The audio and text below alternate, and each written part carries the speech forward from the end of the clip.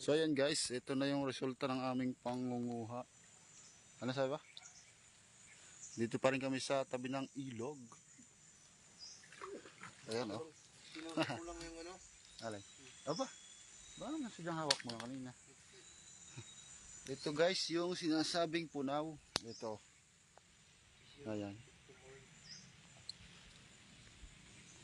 Yan ang punaw.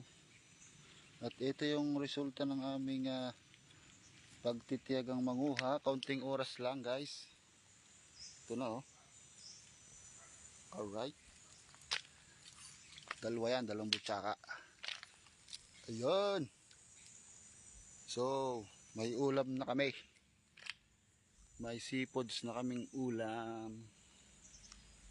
Alright, meron pa doon kuha si tatay na pa.